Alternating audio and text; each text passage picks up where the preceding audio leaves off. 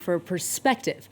Music, poetry, spoken word, and theater are just some of the artistic mediums that of course allow people from different backgrounds to connect and engage with one another. But spaces and events centering the experiences of underrepresented minorities can often be hard to come by, inspiring a variety of artists and activists hoping to change that.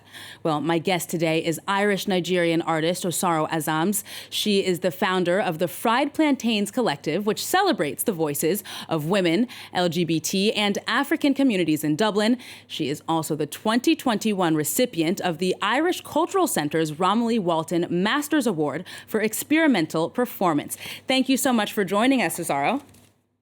Salut, ça va? Can you start by telling us about this award that you've just received? Hi, yes, my name is Osaro. I live in Dublin and I recently won the Romilly Walton Masters Award for Experimental Performance with the Centre Culturel Irlande folks in Paris for next year. So yeah, it's where I'll basically be spending the next couple of weeks in Paris, just on my own, chilling and enjoying being in France for the first time ever, and just kind of having the space and freedom to just relax and enjoy making some music and yeah, experimenting with my vocal looper and collaborating with fellow musicians and performers in Paris to make a mini piece that I will eventually premiere in Paris and then later on in the year in Dublin as part of the Fringe Festival 2022. Really excited about it. I've never been to France before. I love the idea of just spending somewhere in a building as gorgeous as the Centre Culturel Irlande is to relax and make some music, write some poetry, away from the hustle and bustle of Dublin for a while. Yeah, I'm looking forward to it. Okay, and Osaro, can you tell us a little bit more about what made you want that? What made you want to start the Fried Plantains Collective? Okay, so I started about 2021 now. So let's say back in 2016, 2017, I just saw a lot of friends leaving Dublin to go to the States or Australia and where else? And England mainly.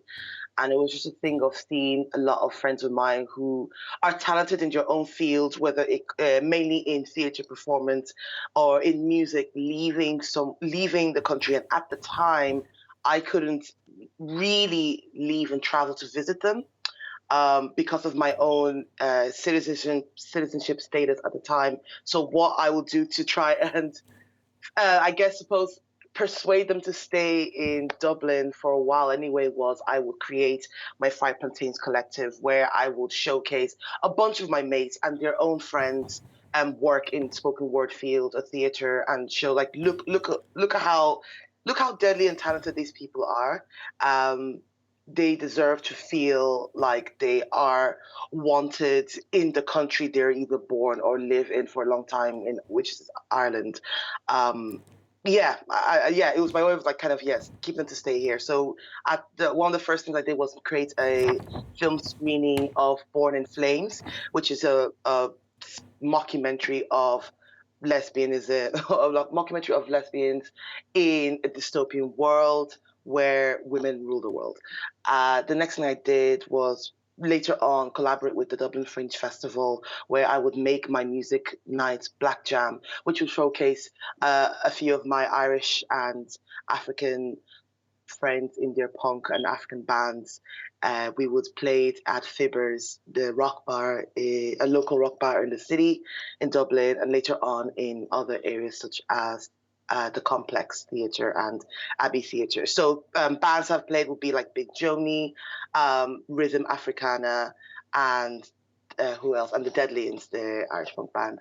Yeah, and I absolutely love it. It was literally a night where loads of mates and their friends would come down, enjoy the punk and African music together, and there is no feeling of like, oh, should I be here or not? It was just literally like, have a drink, come out with your mate, get your boots on, stomp, stay up till like 3 a.m. or to whenever the venue was shut down, and then we later on go for a drink somewhere and party, and we'll just do it all over again the following year. So I'm really grateful that spaces and festivals have facilitated those kind of events to happen. And Yeah. Osaro, if I may, since you're talking about, that easy ambiance of laughing and having a drink, if I'm not mistaken, you've described what you do in the past as cozy activism. Could you expand upon that? Ah, yes. Cozy activism is just basically where you are.